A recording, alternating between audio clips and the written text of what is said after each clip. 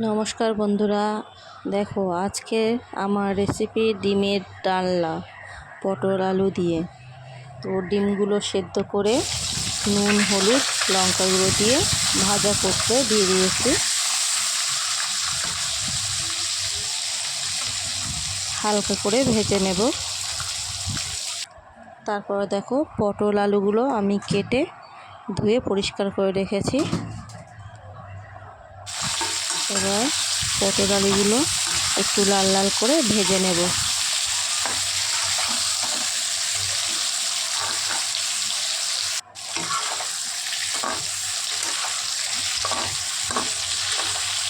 আমি সামান্য একটু হলুদ আর নুন দিয়ে পটল আলুগুলো ভাজা ভাজা করে নিয়েছি।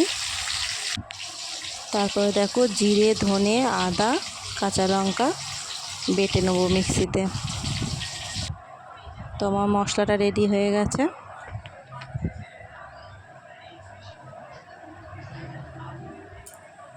আর এইদিকে দেখো তেল গরম করতে দিয়েছি, তার মধ্যে ফোড়নে দিয়েছি সাদা জিরে তেজপাতা আর শুকনো লঙ্কা। তারপরে দেব পেঁয়াজ গ্রেট করা,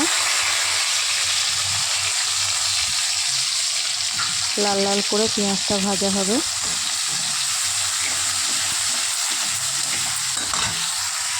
তারপরে দিলাম টমেটো গ্রেট করা, ভালো করে কষিয়ে নেব মশলাটা। তারপরে নুন হলুদ লঙ্কার গুঁড়ো দিয়ে দেব।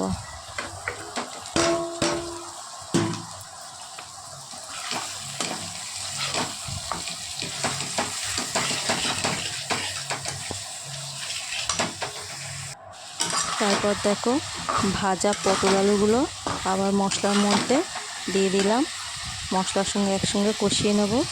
তারপর দেখো আদা জিরে আর কাঁচা লঙ্কা বাটা যেটা বেটে নিয়েছিলাম সেটা দিয়ে দেব। একসঙ্গে এবার সুন্দর করে কষিয়ে নেব।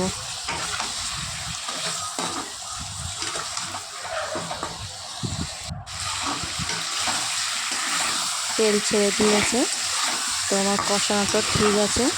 এবার তেল ছেড়ে দিয়েছে, এবার জল দিয়ে দেব।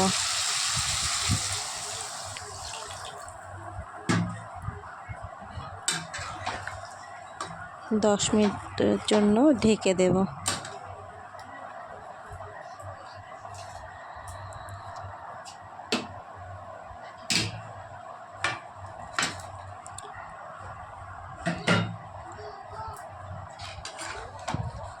ডিমগুলো দিয়ে দিলাম, দিয়ে ঢেকে দেব।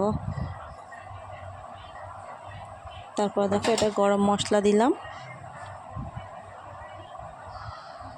তো আমার রেডি হয়ে গেছে ডিম আলু পটলের ডালনা।